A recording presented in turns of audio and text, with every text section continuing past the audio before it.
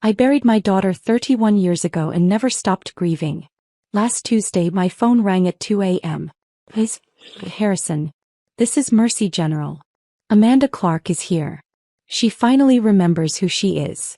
My blood ran cold. Because I stood at Amanda's grave in 1993. Mrs. Harrison, your daughter wants to see you. 7 words. That's all it took to destroy 31 years of carefully constructed grief. It was 2:03 a.m. I'd been asleep beside my husband Caleb in our quiet house in Eugene, Oregon. The house where we'd learned to live with a ghost. The house where every room still carried the absence of the daughter we'd buried in 1995. Before we continue, thank you for being here. If you believe survivors deserve to have their voices heard, please consider subscribing. It's free and helps these stories reach others who need hope. Now let's see what happened next. My daughter is dead, I said into the phone, my voice automatic. Flat. I'd said it so many times it had become a reflex. Ma'am, I'm Dr. Rachel Winters from Mercy General Hospital in Portland. The woman in our care is Amanda Clark. She's 49 years old. She's been experiencing recovered memories for the past 72 hours. She remembers a house with a green front door. A mother who baked Dutch apple pie. A father who did terrible movie impressions. And she remembers a birthmark behind her right ear that her mother called her secret wings. I stopped breathing. The secret wings. Our secret. Mine and Amanda's alone. If she's alive, I whispered, then who did I bury? Dr. Winters was quiet for a moment. That's what we need to find out, Mrs. Harrison. But first, your daughter is asking for you. She finally knows who she is. The phone slipped from my hand. It hit the nightstand, clattered to the floor. Caleb was sitting up now, his face pale in the dim light from the alarm clock, staring at me with an expression I couldn't read. Brittany. His voice was careful. Afraid. Who was that? I couldn't answer. My mouth opened but no sound came out. My entire body had gone numb, like my brain had shut down everything except the most essential functions. Breathe in. Breathe out. Don't pass out. Caleb picked up the phone from the floor, pressed it to his ear. Hello. This is Caleb Harrison. Who is this? I watched him listen. Watched the color drain from his face. Watched his hands start to shake. We'll be there, he said finally, his voice hoarse. We're leaving now. He hung up. We sat there in the darkness, staring at each other. 38 years of marriage and I'd never seen him look like this. Lost. Terrified. Like the ground had just opened up beneath us. She said, Caleb's voice broke. She said Amanda's alive. I'm 60 years old now and for 31 of those years, I've been a mother with a ghost in her heart. Every November 8th, I visit the grave with the name Amanda Harrison carved into cold granite. Caleb still goes with me, though we've stopped talking much on those drives. What's left to say after 3 decades? Our son Jordan stopped coming years ago. He moved to Boston, built a life far from the town where his sister vanished. He calls on her birthday, voice tight and careful, like he's walking on glass. Like one wrong word will send me spiraling back into the person I became in 1993. We've learned to live around the wound the way you learn to walk with a limp. Our house in Eugene is quiet now, filled with routines we've perfected to avoid the empty spaces. I bake Dutch apple pie every Sunday, even though Amanda's not here to eat it. Caleb grades chemistry papers at the kitchen table, making the same terrible movie impressions that used to make her laugh. His Sean Connery is awful. His Clint Eastwood is worse. But he does them anyway and I smile anyway, and we pretend we're not performing these rituals for a daughter who's been dead for 31 years. We're functional. We're surviving. But we're not whole, and we stopped pretending we ever would be again. I need to get dressed, I heard myself say. My voice sounded far away, like it was coming from someone else's body. Portland is 3.5 hours. For if there's fog. Brittany. Caleb grabbed my hand. We've gotten calls like this before. He was right. 3 times over the years. 3 false alarms that had nearly destroyed us. In 1995, a woman called claiming she'd had psychic visions of Amanda in California. Caleb drove 18 hours based on nothing but desperation and found a girl who looked vaguely similar but wasn't our daughter. In 2001, a con artist called with details pulled from old news articles, asking for money to help Amanda come home. I almost wired $5,000 before our old detective talked me down. In 2008, an elderly woman with dementia kept calling, insisting every young person she saw was someone's missing child. Each time the hope had nearly killed us. Each time we'd had to rebuild ourselves from the disappointment. She knew about the secret wings, I said quietly. Nobody knows about that. Nobody. Caleb went very still. He knew what that meant. The secret wings were ours alone. A bedtime story I'd invented when Amanda was 4 years old and terrified she wasn't special enough, wasn't pretty enough, wasn't anything enough. I'd trace that tiny butterfly-shaped birthmark behind her right ear with my fingertip and whisper that she had secret wings. That butterflies were the bravest creatures because they transformed themselves completely. That she could fly anywhere in her dreams and I'd always be there to catch her if she fell. That detail had never been in police reports. Never mentioned to investigators. Never shared with reporters or grief counselors or anyone. How could a stranger know about that unless she was Amanda? I'm coming with you, Caleb said, already reaching for his jeans. No. I touched his face, felt the stubble on his jaw, the familiar shape of him. Not yet. I need to see first. If it's real. I couldn't finish the sentence. The hope felt too dangerous, too fragile to speak into existence. He understood. After everything we'd survived together, he always understood. Caleb and I are different people than we were in 1993. The first 5 years after Amanda disappeared, we barely spoke. We just passed each other like strangers in our own home, both drowning in grief so overwhelming it became its own presence. A third person living in our house, suffocating us. I blamed him for not driving her to the library that night. He blamed me for the argument we'd had 3 days before she vanished. About whether she should defer her Berkeley scholarship to do environmental activism work for a year. She called me controlling. I'd called her naive. We'd both said things we couldn't take back. And then she was gone and I never got to say I was sorry. We almost divorced in 1997. Sat in a mediator's office with papers half signed before we both looked at each other and realized we were the only 2 people in the world who understood this specific flavor of devastation. So we stayed. We rebuilt something smaller, quieter, more fragile than what we'd had before. Now we hold hands during movies and sleep on opposite sides of the bed, careful not to take up too much space. We've learned not to mention Amanda's name unless it's a specific occasion. Her birthday, the anniversary of her disappearance, Thanksgiving when the absence screams loudest. Our friends stopped inviting us to things years ago. We became the couple people pitied but didn't want around. Living reminders that terrible things happen to good people. That your children can vanish between one breath and the next. That safety is an illusion we tell ourselves so we can sleep at night. My son Jordan is a stranger I gave birth to. He was 15 when Amanda vanished and I wasn't there for him. Not really. I was too consumed with searching, with drowning, with becoming someone I didn't recognize. Caleb tried to be there for him but he was drowning too. Jordan raised himself through high school. Went to college at MIT on the opposite coast. Built a careful life that doesn't include much of us. He married a woman named Claire we met exactly twice before the wedding. They have 2 children, Emma 7 and Michael 5, that we see mostly in Christmas photos and occasional video calls. Jordan video calls once a month. Asks about our health. Talks about his job as a software engineer in careful surface-level ways. He never asks how I'm really doing because he knows I'll lie and say I'm fine. There's this wall between us built from guilt and resentment and grief none of us know how to dismantle. I know he blames me for disappearing into my grief when he needed me most. I know he thinks I loved Amanda more than I loved him. He's not entirely wrong. That knowledge sits in my chest like a stone I can't swallow and can't spit out. I got dressed in the dark, pulling on jeans and a sweater with hands that wouldn't stop shaking.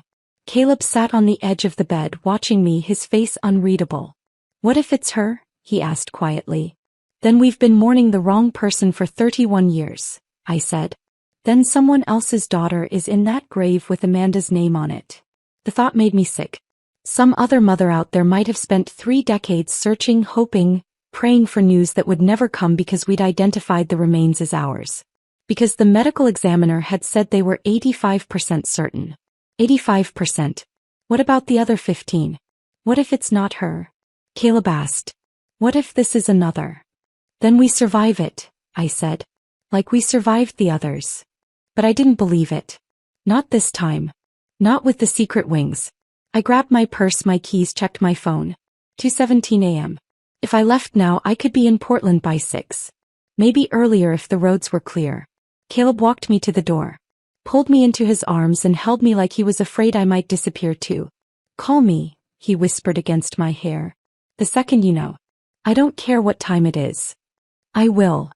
I love you, Britt. I love you too. I got into my car, started the engine, backed out of our driveway in the dark. And as I drove toward Portland on empty highways, I realized that no matter what I found at Mercy General Hospital, nothing would ever be the same again. Either my daughter was alive and everything I'd built my life on for 3 decades was a lie, or she was dead, and this was just another cruel trick the universe was playing on a mother who'd already lost everything once.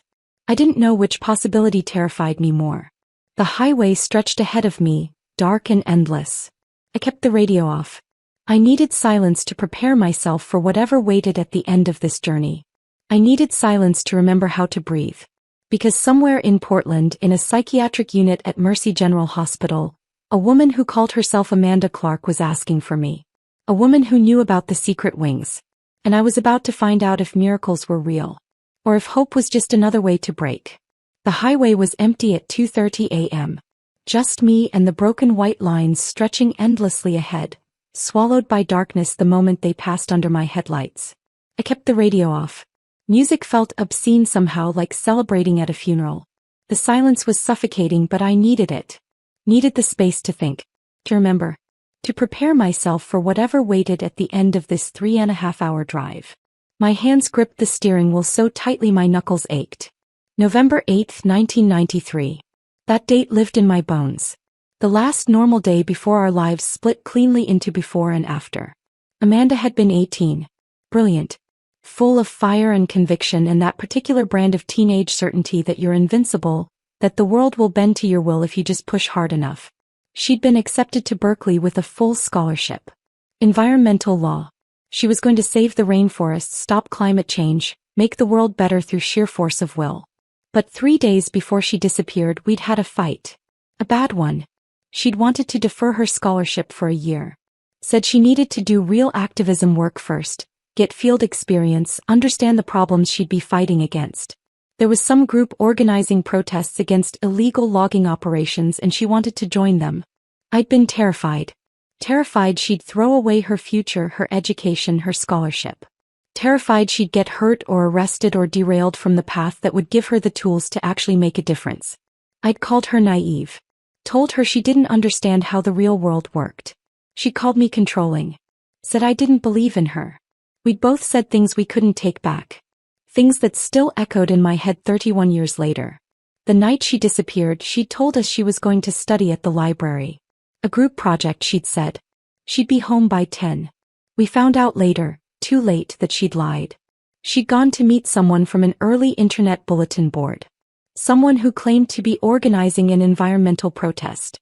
Someone who'd said all the right things to an 18-year-old girl desperate to change the world. The detective who worked her case tracked down a witness.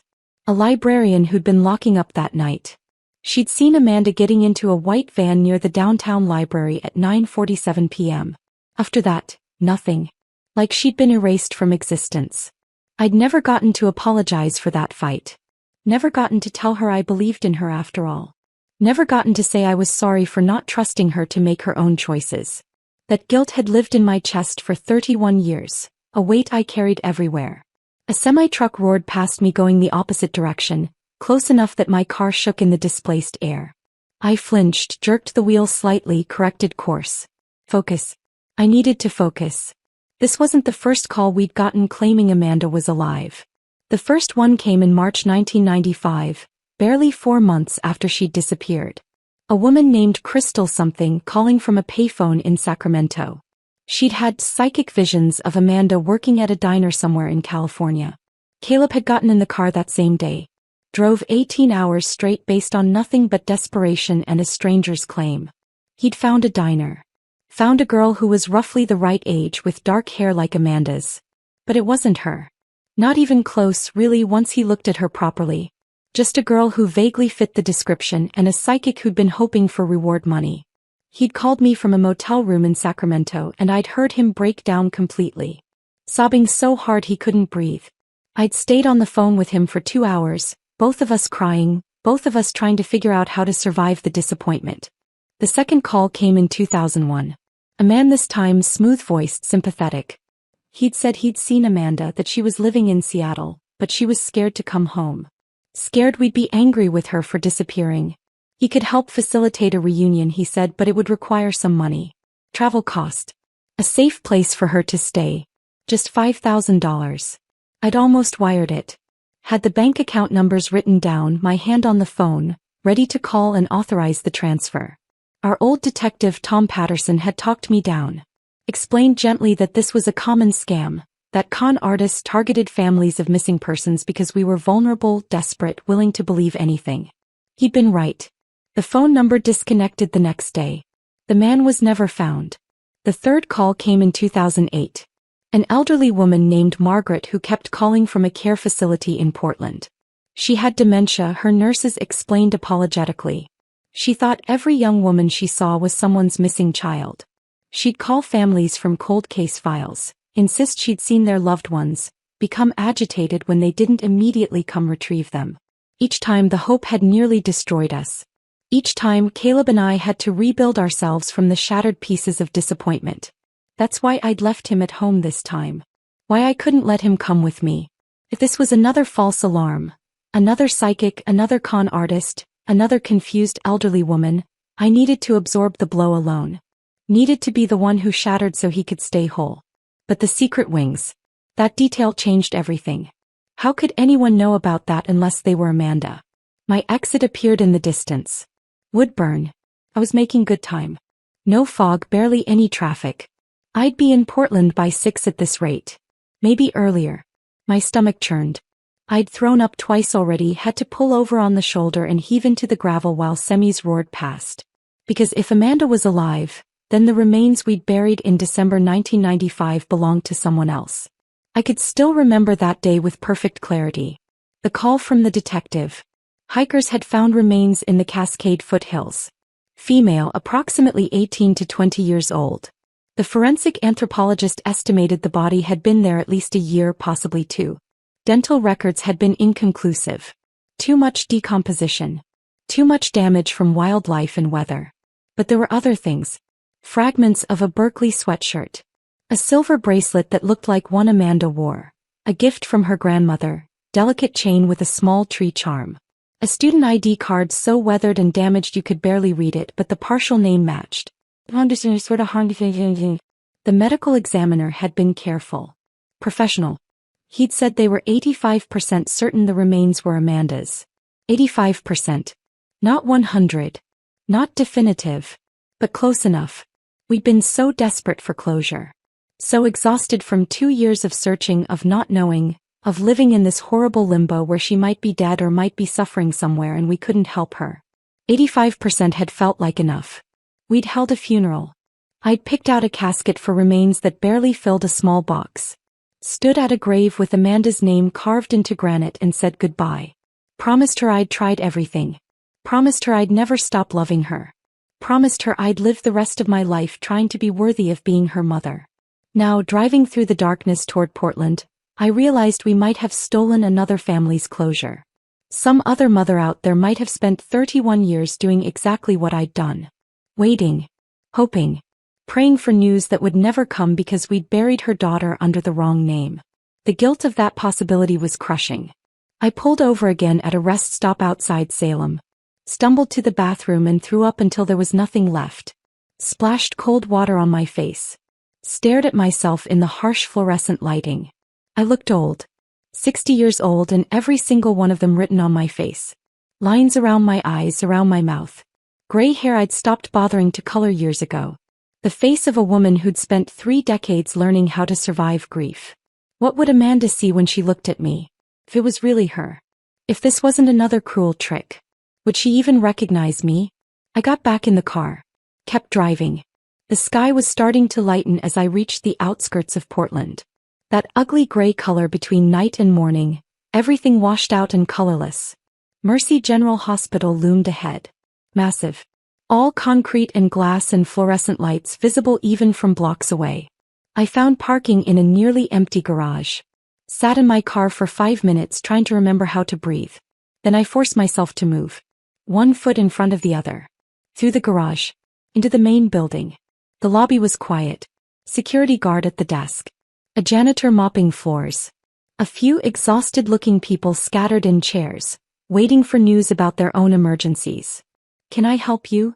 The woman at the information desk looked kind. Tired but kind. "I'm looking for Dr. Rachel Winters. She's expecting me. My name is Brittany Harrison." The woman made a phone call. Nodded. Hung up. "She'll be right down." I stood there, my legs shaking, my hands clenched into fists to stop them from trembling. 5 minutes that felt like hours. Then a door opened and a woman walked toward me. Early 40s, wire-rimmed glasses, dark hair pulled back in a neat bun. Professional clothes, slacks and a blouse under a white coat. The kind of face that had seen too much human suffering to be easily shocked. "Mrs. Harrison?" She extended her hand. "I'm Dr. Rachel Winters. Thank you for coming so quickly." Her handshake was firm. Steady. Everything I wasn't. "I understand this must be overwhelming," she said gently. "Would you like some coffee before we talk? There's a consultation room just down the hall where we can sit." "No." My voice came out harsher than I'd intended. "I'm sorry, I can't. I need you to tell me what you know. Please." She nodded. "Of course. Follow me." We walked through corridors that smelled like antiseptic and floor polish. Everything was too bright, too clean, too sterile. We entered a small consultation room with a table for chairs, and a window that looked out over the parking lot. Dr. Winters gestured for me to sit. I did, gripping the edge of the table to keep my hands from shaking. "The woman we're treating has been living under the name Amanda Clark for approximately 31 years, Dr. Winters began. Her voice was calm, measured. Clinical. She's been in Portland the entire time. Working various jobs. Waitressing, retail, house cleaning. She's experienced homelessness intermittently. Multiple stays at shelters. She has no memory of a life before the name Amanda Clark. Until 4 days ago." "What happened 4 days ago?" I whispered. "She was walking through Pioneer Square. There was a street artist doing portraits from photographs. He sometimes works with a nonprofit that highlights cold cases. Missing persons from the 80s and 90s. One of the photographs he was working from was your daughter's image. Part of a Still Missing Awareness campaign." Dr. Winters paused. Pulled out a tablet. Opened a photo and turned it toward me. "When the woman we're treating saw this photograph, she had what we call a complete dissociative break. She collapsed right there in the square. Paramedics brought her here. She's been in our care for 72 hours. I stared at the photo on the tablet. Not the old missing person poster. A new photo. Recent. Taken here in the hospital. The woman was 49 years old. Her hair was cut short, dyed an unnatural dark brown that didn't suit her complexion. Her face was lined. Weathered. Marked by decades of hardship I couldn't begin to imagine. She was too thin. Cheekbones sharp. Eyes carrying shadows that spoke of things no one should have to survive. But the bone structure. The shape of her face. The way she held her mouth, even in this clinical hospital photo. "Oh God," I whispered. I saw Amanda looking back at me through 31 years of survival. "She's been having recovered memories," Dr. Winters continued, her voice pulling me back from the photograph. "Fragments at first. A house with a green front door. A mother who made Dutch apple pie every Sunday. A father who taught high school chemistry and did terrible impressions of movie characters to make her laugh.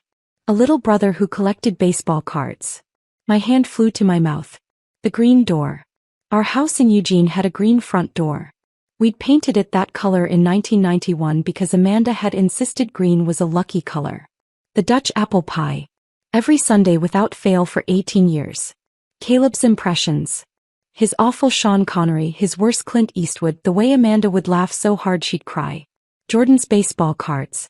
He'd kept them in a shoebox under his bed, organized by year and team, protective sleeves for his favorites. "There's more," Dr. Winters said gently. "She remembers a dog named Copernicus. A scar on her left ankle from falling off a skateboard when she was 12. A favorite teacher named Mr. Patterson who encouraged her to apply to Berkeley. She remembers the last argument she had with you, about whether she should defer college for a year to do environmental activism work." I couldn't breathe. Couldn't speak. Every detail was correct. Every single one. I need to see her, I whispered. Please. Dr. Winters stood. Follow me. But Mrs. Harrison, she paused at the door. I need to prepare you.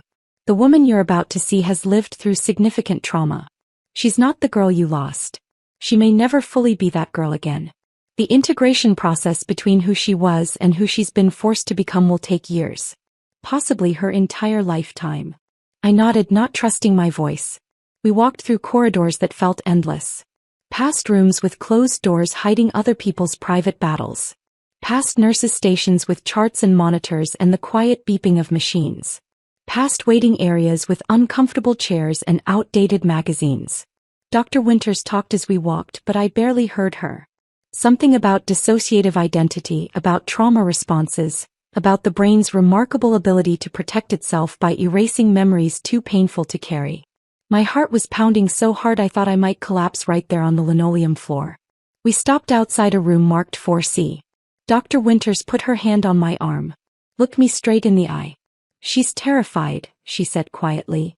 Terrified you'll reject her. Terrified you'll blame her for disappearing. Terrified you won't want her back after all these years. She's convinced she's not worthy of being your daughter anymore. I wanted to say that was insane. That nothing in this world or any other could make me not want my daughter back. But my throat had closed completely.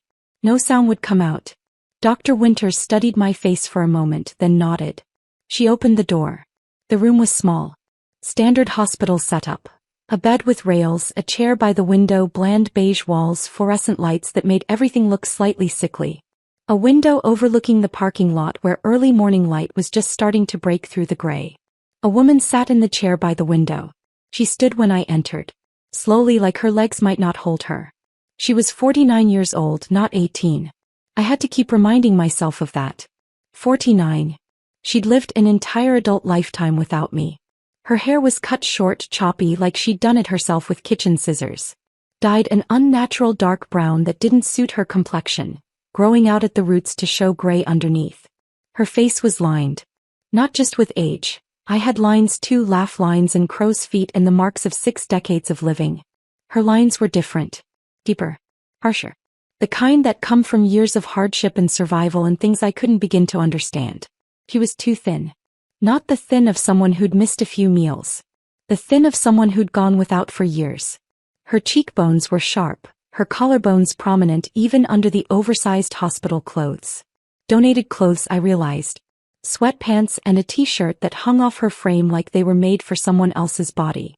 She stood with her shoulders hunched, her arms wrapped around herself. Like she was trying to make herself smaller. Less noticeable. Less real. But her eyes. God, her eyes. Gray-blue with flecks of green. The exact color of the sky right before a storm. I used to stare at those eyes when I nursed her as a baby, amazed that I'd created something so beautiful. Direct and defiant even when she was terrified. Exactly like she'd been as a child. She looked at me. I looked at her.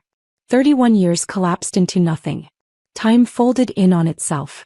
I was standing in a hospital room and also standing in her bedroom doorway watching her sleep when she was 5. I was standing at her grave saying goodbye. I was standing at our front door the night she didn't come home, waiting, praying, bargaining with a God I wasn't sure I believed in. Mom. Her voice was barely a whisper. Hoarse. Kitten. Broken. That single word demolished me. I'd imagined this moment 10,000 times in the first years after she disappeared. In my imagination I'd always been strong. Composed. The mother she needed me to be. I'd hold her and tell her everything would be okay. I'd be the rock she could lean on. Instead I stood frozen in the doorway, tears streaming down my face, my entire body shaking so hard I thought my bones might break. She took a hesitant step forward. Her legs wobbled slightly like she might collapse. She stopped. Swallowed hard. Tried again. I don't remember everything yet. The memories are coming back in pieces. It's like someone took my life and shattered it and I'm trying to put the pieces back together but some of them are missing and some of them don't fit and I don't know. She was talking too fast, words tumbling over each other, desperate and panicked. But I remember you, she said. I remember the secret wings.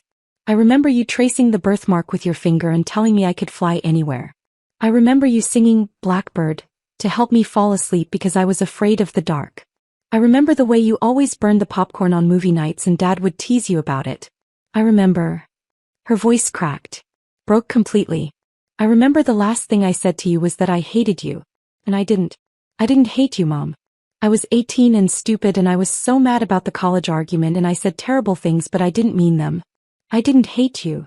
The tears were streaming down her face now, her whole body shaking. I crossed the room in 3 steps. Pulled her into my arms before she could say anything else. She was stiff at first. Like she'd forgotten how to be held. Like she'd forgotten what it felt like to be safe. Then she collapsed against me and the sound that came out of her was something I'd never heard before. Not quite crying. Something deeper. More primal. The sound of someone who'd been holding themselves together for 3 decades finally allowing themselves to break. I held her while she sobbed. Felt her body shake against mine.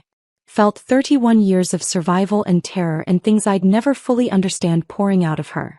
He smelled wrong. Institutional soap. Medication. Decades I hadn't been there to witness. Not the strawberry shampoo she'd used in high school. Not the perfume she'd stolen from my dresser when she thought I wasn't looking. But the shape of her. The way she fit against me. The way her head still reached exactly to my shoulder even though she was too thin and I'd shrunk with age. That was right. That was muscle memory older than thought. Older than language. Mother and daughter. A bond that 31 years hadn't managed to sever. You're alive, I whispered into her hair. Baby, you're alive. That's all that matters. You're alive and you're here and I've got you. I've got you. I don't know how long we stood there. Long enough that my legs started to ache. Long enough that Dr. Winters quietly left the room, giving us privacy. Eventually Amanda's sobs quieted. Turned into hiccuping breaths. Then just shaky breathing. She pulled back slightly. Looked up at me with red, swollen eyes. I'm sorry, she whispered. I'm so sorry. I should have been more careful. I should have told you where I was really going that night. I should have. No. I cupped her face in my hands. No. You were 18 years old. You didn't do anything wrong. Do you hear me? None of this is your fault. Fresh tears spilled down her cheeks. I did terrible things to survive. Things I can't take back. Things that make me not sure I deserve. Stop. My voice was fierce. Firmer than I'd intended. There is nothing you could have done that would make me stop loving you. Nothing. You survived. That's what matters. You survived and you're here and we're going to figure everything else out together. She stared at me like she didn't quite believe it. Like she was waiting for me to change my mind. To reject her. Come sit, I said gently. Please. I'm 60 years old and my legs are about to give out. A ghost of a smile flickered across her face. So brief I almost missed it. We sat. Her in the hospital chair. Me on the edge of the bed. Close enough that our knees were almost touching. I reached for her hand. She let me take it. Our fingers laced together and I held on tight. Tight enough that our knuckles went white. Tight enough that it almost hurt. Neither of us let go. Tell me, I said softly. Tell me what you remember. Whatever you can. Take your time. Amanda took a shaky breath. Stared down at our joined hands. And slowly, haltingly, with long pauses where she had to collect herself, she began to tell me what she remembered. Not everything. The memories were still fragmented, still coming back in jagged pieces that didn't always connect properly. But enough. Enough to understand that my daughter hadn't died on November 8, 1993. She'd been taken. She'd been erased. She'd been turned into someone else entirely. And somehow, impossibly, against odds I couldn't begin to calculate, she'd survived. Amanda's voice was hollow as she began to speak. Like she was reading words written by someone else. November 8, 1993, she said. I remember that date now. I'd forgotten it for so long but it's back. Every detail. I squeezed her hand. Waited. I'd been talking to someone online. On a bulletin board. We didn't have social media back then, not like now. Just these message boards where people posted about different topics. I was on one about environmental activism. She paused. Took a shaky breath. His name was Marcus. At least that's what he called himself. He said he was organizing protests against illegal logging operations in the Cascades. He talked about direct action, about making a real difference, about how young people like me were the only ones brave enough to actually do something instead of just talking about it. Her voice cracked slightly on the last words. He said there was a group meeting at a coffee shop downtown. Independent coffee house near the library. Said I should come meet everyone, see if it was something I wanted to be part of. I told you I was going to study at the library. I lied. I know, I whispered. The detective told us later. It's okay. It's not okay. Her voice was fierce suddenly. I agree. None of this is okay. I lied to you and because of that. Stop. I gripped her hand tighter. You were 18. You didn't do anything wrong. She shook her head but didn't argue. Just kept talking. When I got to the coffee shop, it wasn't just Marcus. There were 3 people. A woman, maybe mid-30s with short blonde hair. And 2 men. One was older, 40s maybe. The other was younger, closer to my age. Her hands started shaking. I held them steady. They were so nice. So friendly. They bought me coffee. They talked about all these amazing actions they'd done. Tree-sitting, road blockades, protests at corporate headquarters. They made it sound exciting. Important. Like I could actually make a difference. Amanda's voice dropped to barely a whisper. They said there was an action happening that night. Not a protest, something more direct. They were vague about the details, but they made it sound urgent. Important. They said they could use another person, especially someone young who looked innocent. I'd be perfect for it, they said. She pulled her hand away from mine. Wrapped her arms around herself. They offered me a ride. Said the location was about an hour outside the city. I should have said no. I should have asked more questions.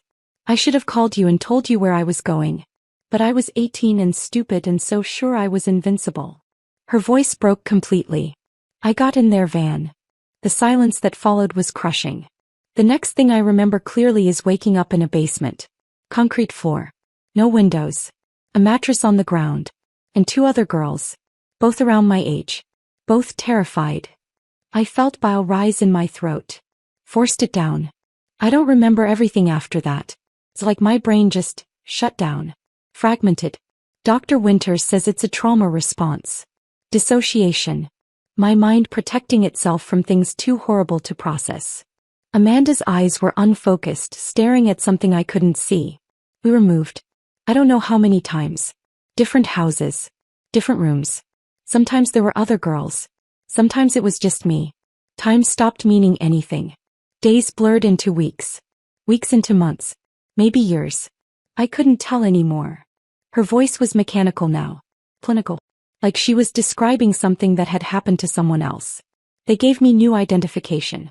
Social security card. Birth certificate. Driver's license. All with the name Amanda Clark. They said I was Amanda Clark now. They said my family had stopped looking for me. That they'd held a funeral. That I was dead to everyone who'd ever loved me. I felt tears streaming down my face but didn't wipe them away. They said if I ever tried to remember who I'd been before, if I ever tried to contact my family, they'd kill you. They'd kill Dad. They'd kill Jordan. They'd make sure everyone I'd ever loved suffered because of me. Her voice cracked. So I stopped trying to remember. I just let it go. Let her go. The girl I'd been. Because keeping her alive meant putting you in danger and I couldn't do that. So I became Amanda Clark instead. She looked at me finally. Her eyes were swimming with tears. For 31 years I was nobody. A ghost. I worked whatever jobs I could get. Waitressing. Cleaning houses. I was homeless for a while. Stayed in shelters.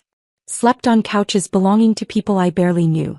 I survived, but I wasn't living. I was just existing. Oh baby, I whispered. I'm so sorry. I'm so sorry we couldn't find you. It's not your fault. Her voice was fierce. None of this is your fault. You didn't do this to me. They did. She took another shaky breath. About 5 years ago things started changing. I'd have these dreams. About a house with a green front door. About baking pie with a woman whose face I couldn't quite see. About a man doing terrible movie impressions that made me laugh. About a little boy with baseball cards. She wiped tears from her face with the back of her hand. I thought I was going crazy. Amanda Clark didn't have those memories. Amanda Clark didn't have a family. Amanda Clark appeared fully formed at 18 years old with no past. But the dreams kept coming. And slowly they started feeling less like dreams and more like memories. Amanda stood up suddenly. Walked to the window. stared out at the parking lot below. 4 days ago I was walking through Pioneer Square. There was a street artist there. He does portraits from photographs sometimes. Works with some non-profit that highlights cold cases. She turned to face me. One of the photographs was me. My 18-year-old face. Part of some still missing awareness campaign. When I saw it, her whole body started shaking. It was like someone flipped a switch in my brain. Everything came flooding back at once. My real name. Your face. Dad's voice. Jordan as a kid. Copernicus sleeping at the foot of my bed. The fight we had about deferring college. The way you always burned the popcorn. The secret wings. She wrapped her arms around herself, like she was trying to hold herself together. I collapsed right there. Screaming. I couldn't breathe. Couldn't think. 31 years of memories hitting me all at once. People called an ambulance. They brought me here. Dr. Winters has been helping me piece it together, but it's like trying to reassemble a person who's been shattered into a million pieces. I stood up, crossed to where she stood, put my arms around her from behind and held her while she cried. You remember Copernicus? I asked softly after a while. She nodded against me. He was the best dog. He'd always steal food off the counter when he thought no one was looking. A shocked laugh escaped me. I'd forgotten that. He stole an entire chicken once, Amanda said, and there was the ghost of a smile in her voice. Right off the table at Thanksgiving. Dad chased him around the yard for 20 minutes. We had to order pizza, I remembered. Jordan thought it was the best Thanksgiving ever. Amanda turned in my arms. Looked up at me with red, swollen eyes. Jordan, she whispered. My little brother. Is he? He's alive. He's in Boston. He's married. Has 2 kids. I touched her face gently. You're an aunt. Fresh tears spilled down her cheeks. I missed his whole life. I know. But he's going to want to see you. When you're ready. She nodded. Then something seemed to occur to her. Mom, she said slowly. If I'm alive, if I've been alive this whole time, then who did you bury? The question I'd been dreading. We don't know yet, I said quietly. The remains will need to be re-examined. Dr. Winters said they'll do DNA testing. Try to identify whoever. I couldn't finish. Amanda's face crumpled. Some other family has been waiting for answers while I was alive. Some other mother has been. Stop, I said firmly. That is not your fault. None of this is your fault. She looked at me with those eyes that had seen too much, survived too much. I hummed Blackbird in the shower this morning, she said suddenly. I didn't even realize I was doing it until Dr. Winters mentioned it. You used to sing that to me every night. You were afraid of the dark, I remembered. It was the only thing that helped you sleep. I still am, she whispered. Afraid of the dark. Afraid of basements. Afraid of white vans. Afraid of so many things. I pulled her close again. Held her tight. We're going to get through this, I promised. Together. However long it takes. She didn't answer. Just held on to me like I was the only solid thing in a world that kept shifting beneath her feet. Maybe I was. Dr. Winters knocked softly on the door about 20 minutes later. Amanda and I were still holding each other, neither of us quite ready to let go. I'm sorry to interrupt, Dr. Winters said gently. But Mrs. Harrison, there are some practical matters we need to discuss. And Amanda needs to rest. She's been awake for over 30 hours. I looked at my daughter. Her eyes were red and swollen, her face pale with exhaustion. She looked like she might collapse at any moment. I'll be right outside, I promised her. I'm not going anywhere. Amanda's grip on my hand tightened. You promise? I promise. She let go slowly like she was afraid I'd disappear if she blinked. I followed Dr. Winters into the hallway, my legs unsteady. The fluorescent lights felt too bright after the dim hospital room. Everything felt surreal, like I was moving through a dream. I need to call my husband, I said. And my son. They need to know. Of course. There's a consultation room down the hall where you'll have privacy. Take all the time you need. My hands were shaking so badly I could barely unlock my phone. I had 17 missed calls from Caleb. 3 voicemails. A dozen text messages asking if I was okay, asking what was happening, asking if he should come. I called him. He answered before the first ring finished. Brittany. His voice was raw. desperate. Please tell me. It's her. The words came out broken. Caleb, it's really her. It's Amanda. The sound he made wasn't quite a sob, wasn't quite a gasp. Something in between. Are you sure? Are you absolutely? I'm sure. Tears were streaming down my face again. She knew things, Caleb. Things nobody else could know. The secret wings. Copernicus. The argument about college. She remembered the Thanksgiving he stole the chicken off the table. I heard him break down completely on the other end. Heard him trying to speak and failing. Heard 31 years of grief pouring out of him. Is she okay? He finally managed. Is she hurt? She's alive. She's been through, my voice cracked. She's been through things I can't even begin to understand. But she's alive, Caleb. Our daughter is alive. I'm coming. I'm leaving right now. I'll be there in 3 hours. Drive carefully. Please. I need you to get here safely. I love you, Britt. I love you too. I hung up. Stared at my phone. I needed to call Jordan. It was 7:15 a.m. on the East Coast. He'd be getting Emma and Michael ready for school. Following the same morning routine he'd built, 3,000 miles away from the family that had fallen apart when his sister disappeared. I called him. It rang 4 times before he picked up. Mom. His voice was immediately concerned. What's wrong? It's like 4 in the morning there. I'm in Portland. At a hospital. I took a shaky breath. Jordan, your sister is alive. The silence stretched so long I thought the call had dropped. What are you talking about? His voice was carefully controlled. Too controlled. Amanda's dead. We buried her in 1995. We buried someone else. We didn't know. The medical examiner made a mistake. But she's here, Jordan. She's been living in Portland this whole time with no memory of who she was. Until 4 days ago. Mom. His voice was tight now. Strained. Is this another? We've been through this before. The psychic. The con artist. That woman with dementia. I can't. It's real.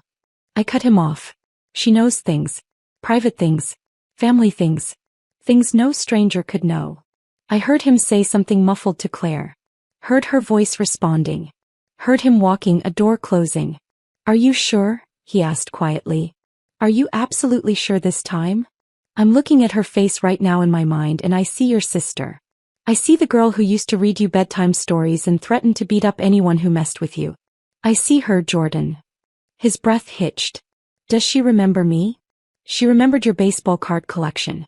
She remembered protecting you. She asked about you the second she could form words. I heard him crying. My son who'd built walls so thick around his grief that I'd almost forgotten he knew how to cry. I'll get on the first flight out, he said. I'll be there tonight. Tell her. His voice broke. Tell her I'm coming. Tell her I never stopped missing her. I will. After I hung up, I sat in that consultation room for a long time, trying to process everything that had happened in the past 5 hours. At 2:03 a.m. I'd been asleep in my bed.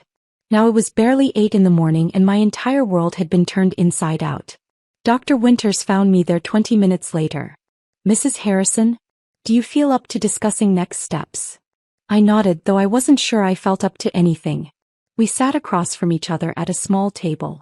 Dr. Winters had a file folder in front of her. Official looking. The kind that holds documents that change lives. First, we'll need to do DNA testing, she began. To officially confirm Amanda's identity.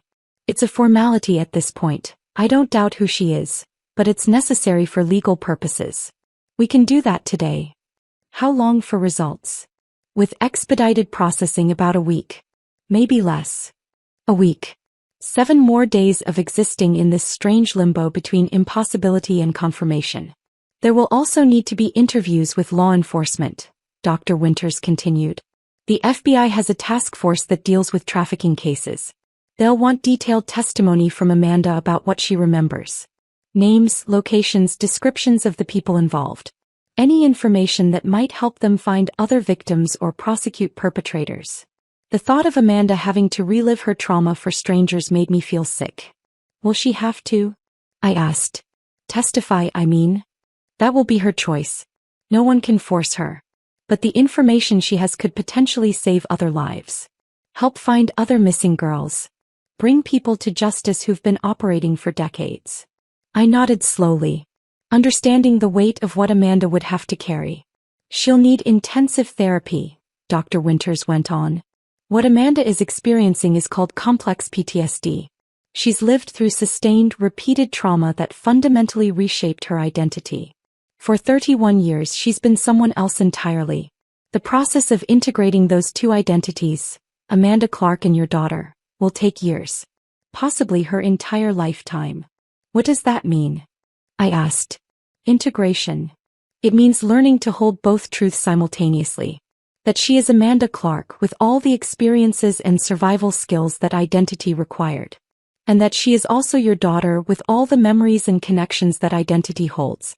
It means processing decades of trauma while also processing the grief of everything she lost. It won't be linear. She'll have good days and terrible days. Breakthroughs and setbacks.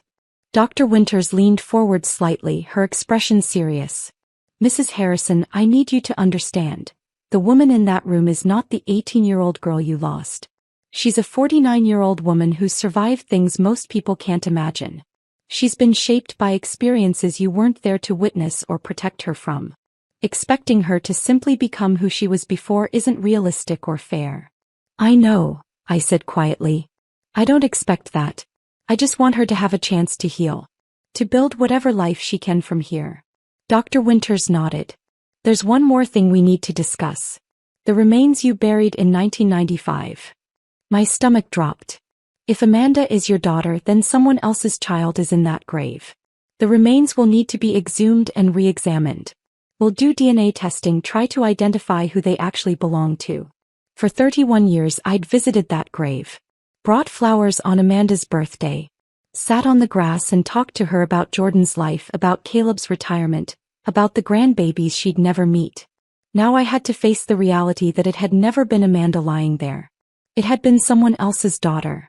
Someone else's sister. Someone else's friend. There's another family out there, I said slowly. Another mother who's been waiting. Possibly. The remains might match someone in the missing persons database. Or they might not. We may never know who she was. The guilt was crushing. Some family had spent 3 decades in the same hell we'd lived through, except they'd never gotten closure. Never gotten answers. Because we'd taken their daughter and buried her under the wrong name. I want to know, I said firmly. As soon as you identify the remains, I want to know. If there's a family still searching, I need to tell them. They deserve that. Dr. Winters studied my face for a moment. That's very compassionate of you. Most people in your position would just want to move forward, not look back. How can I move forward knowing another mother is still waiting? I asked. Knowing she might be visiting an empty grave the way I thought I was doing for 31 years? Dr. Winters nodded slowly. I'll make sure you're notified as soon as we have information. I stood up. My legs were unsteady, my whole body exhausted. Can I go back to her now? Of course. But Mrs. Harrison, Amanda needs to rest. She's been awake for over 30 hours and her body and mind are both exhausted. She'll sleep most of the day, which is exactly what she needs. I walked back to room 4C. Pushed the door open quietly. Amanda was lying in the hospital bed now, her eyes already closing. A nurse was adjusting her checking her vital signs. I sat down in the chair by the window. The same chair she'd been sitting in when I first walked in. Mom. Amanda's voice was drowsy. You're still here. I'm still here. I'm not going anywhere. Promise. I promise, baby. I'll be right here when you wake up. Her eyes closed. Within minutes, her breathing evened out into sleep. I sat there watching her. My daughter. Alive. Here. And I wondered how we were going to survive rebuilding a life that had been destroyed 31 years ago. But I knew one thing with absolute certainty. We would survive it. We'd already survived the worst. Everything else was just details. Caleb arrived at the hospital just before noon. I was sitting in the chair by Amanda's bed watching her sleep when I heard his footsteps in the hallway. Fast. Urgent. Like he'd been running. I stepped out to meet him before he could burst into the room and wake her. He looked terrible. His hair was uncombed, his shirt wrinkled, his eyes red-rimmed and wild. He'd aged a decade in the 6 hours since my phone call. Britt. He grabbed my arms. Is it real? Please tell me it's real. It's real. I pulled him into a hug, felt him shaking against me. She's in there. She's asleep, but she's real. She's alive. The sound that came out of him was something between a sob and a gasp. He held on to me like I was the only thing keeping him upright. I need to see her, he whispered. I know. But Caleb, listen to me first. I pulled back, looked him in the eye. She's not 18 anymore. She's 49. She's lived through things we can't imagine. She looks different. Sounds different. She's not the girl we lost. He nodded, but I wasn't sure he'd really heard me. I opened the door to room 4C quietly. Amanda was still sleeping, curled on her side, one hand tucked under her cheek like she used to do as a child. Caleb stood in the doorway, frozen. I watched him take her in. The short, badly dyed hair. The lines on her face. The way she looked too thin even under the hospital blankets. The way 31 years had marked her in ways they hadn't marked us. Amanda. His voice cracked on her name. She stirred. Opened her eyes. Saw him standing there. For a moment neither of them moved. Then recognition flickered across her face. Dad.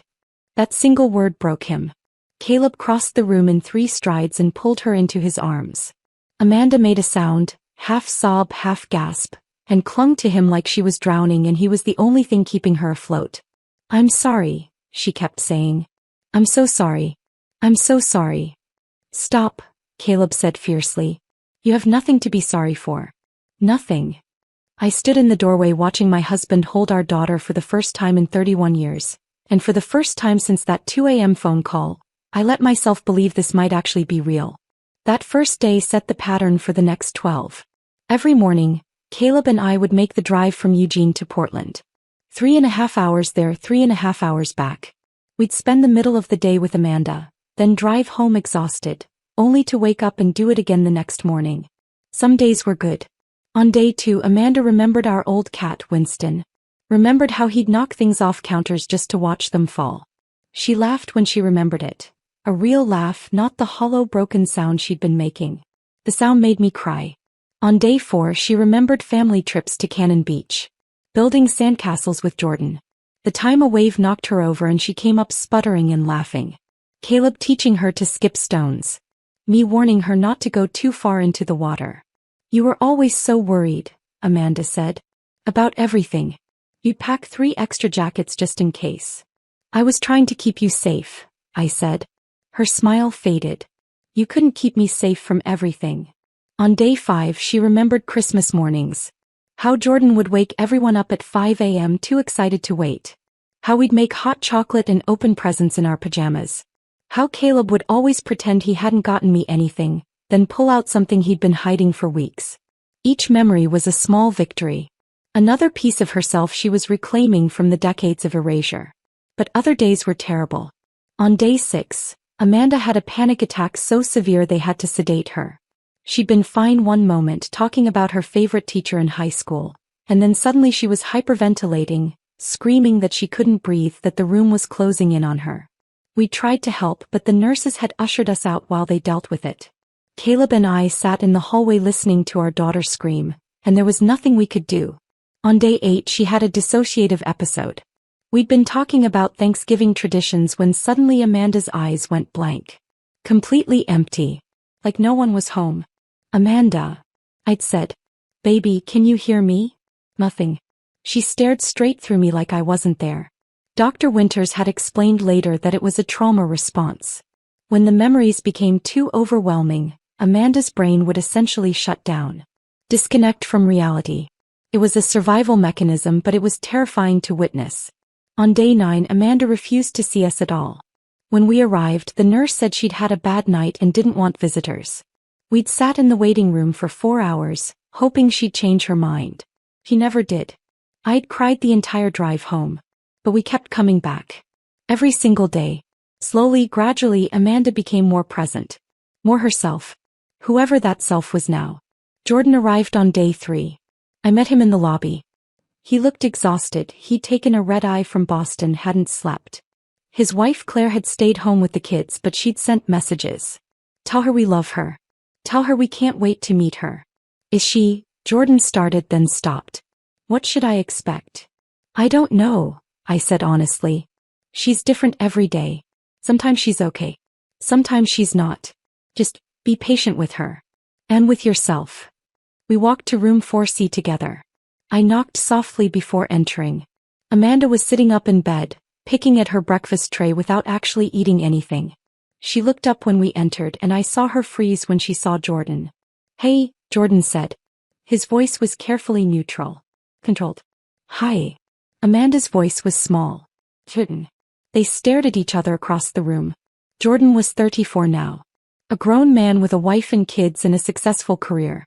The last time Amanda had seen him he'd been 15. A kid in braces who collected baseball cards and hero-worshipped his big sister. "You got tall," Amanda said finally. A surprised laugh escaped Jordan. "Yeah. You missed that." "I missed a lot of things." The silence stretched. Uncomfortable. Heavy with everything that couldn't be said. "I was 15 when you disappeared," Jordan said finally. 15. I needed my sister and you were gone. And then I needed my parents and they were gone too. Lost in searching for you. I raced myself, Amanda.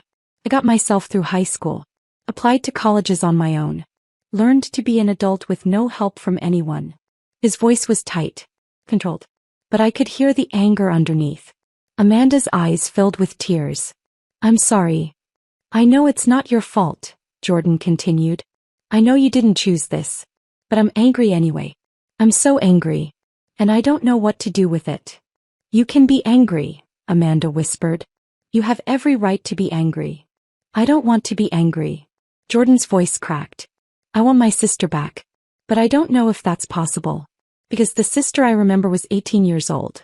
And you're 49, Amanda finished. "I'm 49 and I've lived an entire life you know nothing about and you've lived an entire life I wasn't there for.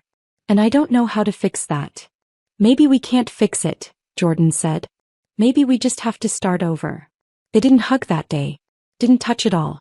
But Jordan pulled a chair close to the bed and sat down. And they talked for 3 hours. About Jordan's life, his wife, his kids. About his job as a software engineer. About the life he'd built 3,000 miles away from the family that had fallen apart. Amanda listened to all of it, tears streaming down her face, mourning everything she'd missed. When Jordan left, he squeezed her hand. Brief, tentative, but real. "I'll come back tomorrow," he said. "Okay," Amanda whispered. It wasn't forgiveness. It wasn't reconciliation. But it was a start. On day 12, Dr. Winters called us into her office. Amanda sat between Caleb and me, our hands clasped together so tightly our fingers had gone numb. Jordan sat on Amanda's other side, his jaw tight with tension. Dr. Winters looked at us across her desk. Her expression was unreadable. For one terrible moment I thought she was going to tell us it wasn't a match. That Amanda was delusional. That we'd let ourselves hope for nothing. Then she smiled. "It's definitive," she said. "The DNA test confirms that Amanda is your biological daughter." The relief was so overwhelming I thought I might pass out. The room tilted. I gripped the arms of my chair to keep from falling. Caleb made a sound like he'd been punched in the stomach. Amanda started sobbing. Jordan put his head in his hands. We held each other in that small office, crying, laughing, unable to form coherent words. For the first time in 31 years I let myself believe in miracles. Then Dr. Winters cleared her throat gently. "There's something else," she said. "The remains from 1995 have been identified through DNA. Her name was Sarah Whitmore. She went missing from Seattle in 1994. She was 19 years old. Her family has been notified." The joy drained out of me like water through a sieve. Sarah Whitmore. Someone else's daughter. Someone else's sister. For 31 years I'd visited that grave. Mourned at that headstone. Talked to someone who was never Amanda. And somewhere Sarah Whitmore's mother had been waiting. Hoping. Never knowing her daughter was dead because we'd buried her under the wrong name. "I need their contact information," I said. My voice sounded distant. Hollow. Dr. Winters hesitated. "Mrs. Harrison, perhaps you should take some time." "No," I said firmly. "I need to speak with them. They deserve to know what happened. They deserve an apology." "Brittany, you don't have to," Caleb started. "Yes, I do." I looked at him. "How would you feel if our situations were reversed? If Sarah's family had buried Amanda by mistake and we'd spent 31 years waiting for answers that never came. He didn't have a response to that. Dr. Winters wrote down a phone number on a piece of paper. Slid it across the desk to me. Her mother's name is Margaret Whitmore, she said quietly. Please be gentle with yourself, Mrs. Harrison. This situation isn't your fault. But as I stared at that phone number, all I could think was, another mother had lost 31 years because of a mistake. And I needed to look her in the eye and tell her I was sorry. I called Margaret Whitmore 3 days after getting her number. I'd been carrying that piece of paper in my pocket, the numbers written in Dr. Winters' careful handwriting, unable to bring myself to dial. Finally, on a Thursday afternoon, I sat in my car in the hospital parking lot and made the call. She answered on the second ring. Hello.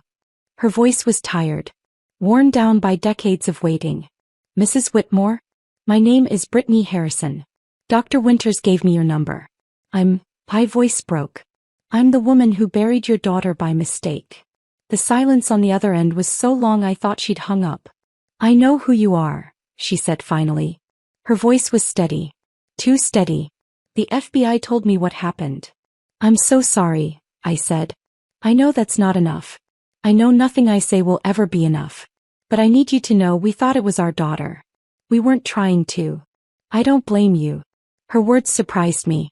You did what any parent would do with the information you had. The medical examiner made the determination. You were just trying to find closure. I was crying now, tears streaming down my face. You spent 31 years not knowing. 31 years waiting. Because we took your daughter and buried her under the wrong name. And now I know, Margaret said quietly. Now I can bring Sarah home.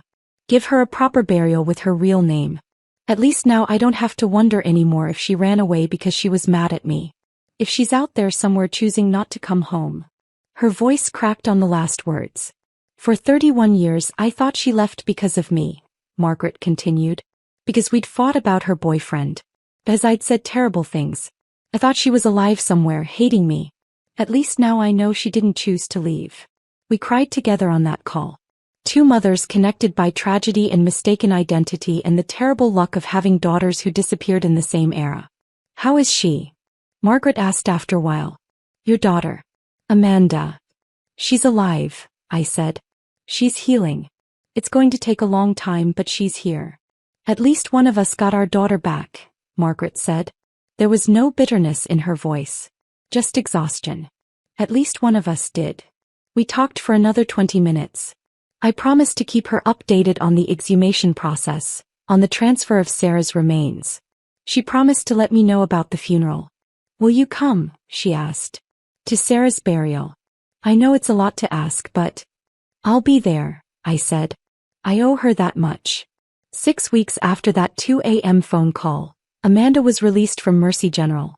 Caleb and I had assumed she'd come home with us to Eugene. We'd prepared her old room, bought new sheets, hung curtains in the color she used to like.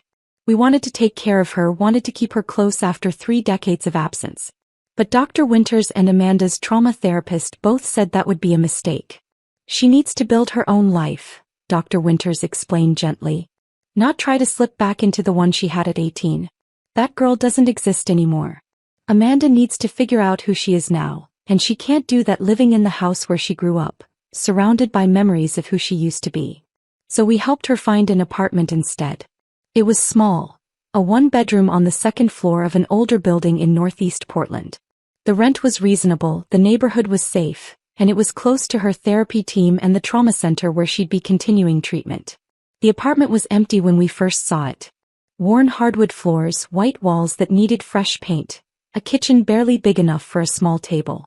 But it had good light. Big windows that looked out over a tree-lined street. I like it, Amanda said quietly. It feels safe. We spent the next week furnishing it. Caleb and I bought her everything. Dishes, towels, a comfortable bed, a couch that actually looked decent. I hung curtains while Caleb assembled furniture, making the same terrible jokes he'd been making for 40 years. Why did the furniture maker go to therapy? He asked while struggling with an IKEA bookshelf.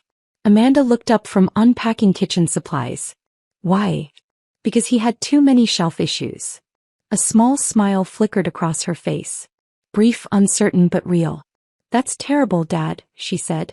Your mother's been telling me that for decades, Caleb replied. Hasn't stopped me yet. Amanda laughed. A real laugh, not the hollow, broken sound she'd been making. The sound made me cry. But even in those good moments I could see how different she was. The Amanda I remembered had been loud. Opinionated. Full of fire and conviction. She'd argued politics at the dinner table, debated environmental policy with anyone who'd listen, filled every room with her presence. This Amanda was quiet. Careful. She apologized constantly, for asking for help, for taking up space, for existing. I'm sorry, could you maybe, I don't mean to be difficult, but could we move the couch a little to the left? If it's not too much trouble. I'm sorry. You don't have to apologize, I'd tell her. This is your apartment. You get to decide where everything goes. She'd nod, but 10 minutes later she'd be apologizing again. She had panic attacks triggered by things I couldn't predict. White vans passing on the street. The smell of a certain brand of coffee. Basements. Locked doors. Men's voices raised in anger, even if the anger had nothing to do with her. She couldn't sleep without medication. Even with it, she rarely got more than 4 hours a night. She couldn't be in crowds. We tried taking her to the grocery store once and she'd lasted 10 minutes before the walls started closing in and she had to leave. But she was also stronger than I'd ever been. She'd survived 3 decades of hell and come out the other side still capable of hope. Still capable of love. Still capable of looking forward instead of only backward. I had to learn to love this version of my daughter. Not mourn the version I'd lost. That was harder than it sounded. Jordan came back to Portland 3 more times in the first 3 months. Each visit was slightly less tense than the last. On his 3rd visit he brought Claire and the kids. Emma was 7, all energy and questions. Michael was 5, shy and serious. They had no idea their aunt had supposedly been dead their entire lives. Jordan and Claire had told them Aunt Amanda lived far away and they hadn't been able to visit before. Simple. Age appropriate. Amanda cried when she met them. Emma was cautious at first, hiding behind her father's legs.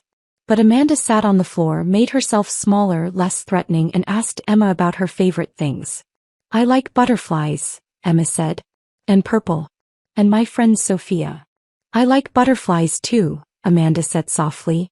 I have a birthmark shaped like a butterfly. Want to see? Emma nodded.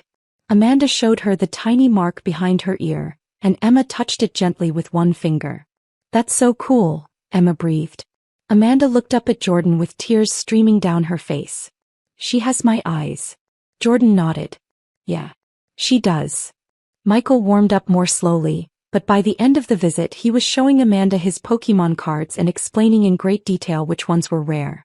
After the kids went to explore Amanda's small balcony, Jordan sat down next to his sister on the couch. Claire thinks I should talk to a therapist, he said. About all of this. The anger I'm carrying. That's probably a good idea, Amanda said. I'm trying, Jordan said. To not be angry at you. I know it's not your fault. I know you didn't choose any of this. You can be angry, Amanda told him. You have every right. I missed your whole life. Your high school graduation. Your wedding. The birth of your kids. I wasn't there for any of it. And I missed yours, Jordan said.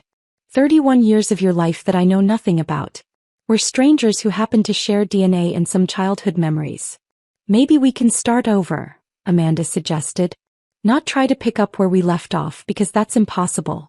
But maybe we can build something new. Jordan was quiet for a long moment. I'd like that. They started talking on the phone weekly after that. Awkward conversations at first, full of long pauses and careful topics. But gradually they got easier. Jordan told her about his work, his kids, his life in Boston. Amanda told him about her therapy, her struggles, her small victories. They couldn't fix 3 decades of loss. But they were building something. Something that might eventually feel like family again. For months after coming home, Amanda told us she'd made a decision. We were having lunch at her apartment. Sandwiches from a deli down the street, eaten at her small kitchen table. The FBI contacted me, she said. They want me to testify. About what I remember. The people involved. The locations. Anything that might help them find other victims or prosecute the people who are still alive. My stomach dropped. Amanda, you don't have to. I know I don't have to, she interrupted. Her voice was steady, determined. But I want to. Your therapist said testifying could set back your progress, I said. That it could be re-traumatizing. She also said it could be empowering, Amanda replied. That taking my story and using it to help other people could be part of my healing. Other girls are still out there, Amanda continued. Girls like I was. Lost. Trapped in lives they didn't choose. If my testimony can help find them, help save them, then I have to do it. Caleb reached across the table and took her hand. Are you sure? No, Amanda admitted. I'm terrified. But I'm doing it anyway. I have to take what happened to me and turn it into something that matters. Otherwise they win. The people who tried to erase me, they win. I tried to talk her out of it. Tried to protect her from more pain. But Caleb put his hand on mine and shook his head. This is her choice, he said quietly. She gets to decide how she heals. So 3 weeks later, I sat outside a closed FBI conference room while Amanda testified. 3 days of testimony. 8 hours each day. Reliving every detail of the worst years of her life. I waited in the hallway with Caleb. Paced. Drank terrible coffee from vending machines. Counted the tiles on the floor. When Amanda finally emerged on the 3rd day, she looked like she might collapse. I caught her before she fell, held her while she sobbed, supported her weight as we walked to the car. She didn't speak the entire drive home. Just stared out the window with hollow eyes. But 2 days later she called me. They found someone, she said. Her voice was shaky but determined. Because of what I told them. They found a woman who'd been missing for 8 years. She's going home to her family. Oh baby, I whispered. It was worth it, Amanda said. It was worth every second of reliving it if it means one more person gets to go home. And I realized that my daughter was braver than I'd ever been. She'd survived the unsurvivable. And now she was fighting to make sure no one else had to. 8 months after Amanda came home, she called me on a Tuesday afternoon. Mom, I did something and I need to tell you about it before you see it online. My stomach dropped. What happened? Are you okay? I'm fine. I'm more than fine actually. I enrolled in classes. Online courses through Portland State. I want to finish my degree. I sat down on the couch processing. Your degree. The one I started 31 years ago. Environmental law. She paused. Well, not environmental law anymore. Social work. I want to help trafficking survivors. I want to become an advocate. Amanda, I didn't know how to finish. That's wonderful. But are you sure you're ready? Your therapist said. My therapist said I should focus on my own healing first, Amanda interrupted. And I am. But part of my healing is taking what happened to me and turning it into something that matters. I've been a victim for 31 years, Mom. I'm done being a victim. I want to be a survivor who helps other people survive. Her voice was steady, determined, more sure of herself than I'd heard since she'd come home. If this is what you want, I said carefully, then your father and I will support you. Thank you, she whispered. I need this. I need to feel like those 31 years weren't just wasted. Like they can mean something. She threw herself into her studies with an intensity that scared me sometimes. Late nights reading textbooks about trauma-informed care. Writing papers about systemic failures in victim services. Video calls with professors and classmates, her voice stronger each time. Caleb worried she was pushing herself too hard. I did too. But she was also thriving in a way I hadn't seen since she'd come home. 2 months after enrolling, Amanda started volunteering at a local nonprofit that worked with trafficking survivors.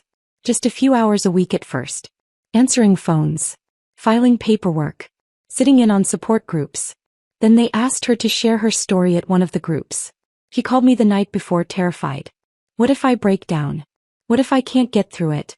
What if I make it worse for them instead of better? Then you break down, I said. And you let them see that it's okay to break down. That you can survive breaking down and still keep going. She did break down. He told me about it afterwards. She'd gotten through most of her story. The abduction, the years of erasure, the moment she saw her own face on that poster, and everything came flooding back. Then someone in the group had asked, how did you keep going all those years? And Amanda had fallen apart. But the other women in the group had surrounded her. Held her. Told her they understood. That they'd asked themselves the same question. That seeing her survive gave them hope they could survive too. I helped them, Amanda said, wonder in her voice. Just by being there. Just by surviving. I helped them. After that she spoke at more events. Awareness campaigns. Fundraisers. College classes studying human trafficking. Then a journalist from a national magazine contacted her. They were doing a piece on long-term trafficking survivors. Would Amanda be willing to share her story? He said yes. The essay was published in September. 31 years lost. One woman's journey from erasure to advocacy. It went viral within hours. Suddenly, people recognized Amanda on the street. Not as Amanda Clark, the broken homeless woman who'd spent decades invisible, but as Amanda Harrison, the survivor who'd come back from the dead. She got messages from other survivors. From families of missing persons. From people who'd never thought about trafficking before but were now paying attention. You're making a real difference, I told her. I'm trying, she said. I'm trying to make those 31 years mean something other than just pain. In October, she was asked to consult on a task force developing better protocols for helping trafficking survivors reintegrate into society. In November, she was accepted into a graduate program for social work. Full scholarship. She was building a life that mattered. A life that would have been impossible if she'd stayed the girl she'd been at 18. And I realized that was its own kind of revenge. Not destruction. Not making the people who'd hurt her suffer. But refusing to let them win. Refusing to stay buried. Building something so meaningful from the ruins that it rendered all those years of darkness powerless. On a clear Sunday morning in July, 10 months after that first phone call, Amanda invited us over for breakfast. She met us at the door and I barely recognized her. Her face had filled out. She looked healthy. Her hair had grown out past her shoulders, showing the natural auburn color I remembered from her childhood. She wore jeans and a simple t-shirt that actually fit properly, not the oversized donated clothes she'd been hiding in. She looked like herself. Not the 18-year-old who'd disappeared. Not the broken woman who'd emerged from 31 years of trauma. Someone new. Someone who'd integrated all the pieces of who she'd been forced to become and was building something whole from the fragments. Come in, she said, smiling. I made breakfast. Well, I tried. Fair warning, the pie might be a disaster. Dutch apple pie. Our Sunday tradition from before. We sat at her small kitchen table, the same one Caleb had assembled months ago. The apartment looked different now. More lived in. Personal. Photos on the walls. Some old ones we'd given her, some new ones from the past few months. Books on the shelves. A plant in the window that was actually alive. The pie was slightly overdone, the crust a bit too brown on the edges. It was perfect. This tastes like home, Caleb said, his voice thick. Amanda smiled. A real smile that reached her eyes. I called Grandma's sister. Aunt Linda. She still had the exact recipe written in Grandma's handwriting. She mailed it to me. You called Linda? Asked, surprised. I've been calling a lot of people, Amanda said. Trying to reconnect with family. I talked to Aunt Linda for 2 hours. She remembered me as a kid. Told me stories I'd forgotten. It was nice. To hear about myself through someone else's eyes. To know I existed before I was Amanda Clark. He took a bite of pie. I have some news. I wanted to tell you in person. Caleb and I exchanged glances. I've been accepted into a graduate program. Portland State. Social work with a focus on trauma and victim advocacy. I start in September. Amanda, that's incredible, I said. There's more. I've been asked to join a task force. They're developing new protocols for helping trafficking survivors reintegrate. The task force wants input from actual survivors, not just academics and law enforcement. They asked me to consult. Her voice was steady. Proud. I'm also writing a book, she continued. A memoir. My literary agent thinks it could really make a difference. Help people understand what long-term trafficking looks like. How survivors can rebuild. Caleb reached across the table and took her hand. You're incredible. You know that. I'm trying, Amanda said. I'm trying to take what happened to me and turn it into something that helps other people. So those 31 years weren't just lost. So they can mean something. They mean you survived, I said fiercely. That's enough. You don't have to turn your trauma into productivity to make it worthwhile. I know, Amanda said. But I want to. For me. Not because I have to prove anything, but because it feels good to help. To take the worst thing that ever happened to me and use it to make sure it happens to fewer people. She looked at both of us across the table. I've been thinking about the secret wings, she said suddenly. Do you remember Mom? Telling me I could fly anywhere in my dreams. I nodded, unable to speak past the lump in my throat. I think I'm ready to fly now, Amanda said. Not in my dreams. For real. I'm ready to build a life. A real life. Not just surviving but actually living. Caleb's eyes filled with tears. Then that's what we'll help you do. However long it takes. We're not going anywhere. I looked at my daughter across that kitchen table. This woman who'd been stolen at 18 and returned at 49. This woman who'd spent 31 years erased, turned into someone else, forced to forget she'd ever been my daughter. This woman who'd seen her own face on a poster and had her entire identity shatter and somehow, impossibly, put herself back together. We'd lost 31 years. We'd buried the wrong girl.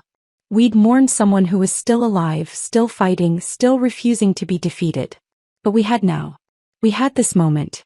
This pie that was slightly overdone but tasted like redemption. This small apartment that Amanda had turned into a home. This woman who'd survived the unsurvivable and was choosing to live fully anyway. I went to Sarah Whitmore's funeral, I said quietly. Margaret invited me. I thought you should know. Amanda nodded. How was it? Sad. But also, there was closure. Margaret got to bury her daughter under her real name. Got to say goodbye properly. He thanked me. For calling her. For making sure Sarah got her identity back. I'm glad, Amanda said. No one should be buried under the wrong name. Everyone deserves to be remembered as themselves. She smiled slightly. I used to think about that. When I was Amanda Clark. I'd wonder if anyone would remember me when I died. If anyone would care. Or if I'd just disappear and no one would even notice. We would have noticed, I said fiercely. Even when we thought you were gone, we noticed your absence every single day. I know that now, Amanda said. I'm starting to really believe it. We sat there for a long time. Eating overdone pie. Talking about nothing and everything. Making plans for Thanksgiving, for Christmas, for Jordan's next visit with the kids. Building a future from the pieces of a past that had been shattered. And I realized this was Amanda's revenge. Not against any specific person. Not destruction or violence or making anyone suffer. Her revenge was this. Surviving. Coming home. Refusing to stay buried. Building a life so full of meaning and purpose that it rendered 31 years of darkness powerless. They'd tried to erase her. They'd stolen her name, her identity, her entire life. But she'd come back. And she was flying. If this story of survival and resurrection had you on the edge of your seat, hit that like button right now. My favorite part was when Amanda saw her own face on that missing persons poster and everything came flooding back. What was your favorite moment? Drop it in the comments below. Don't miss more powerful stories like this. Subscribe and hit that notification bell so you never miss an upload.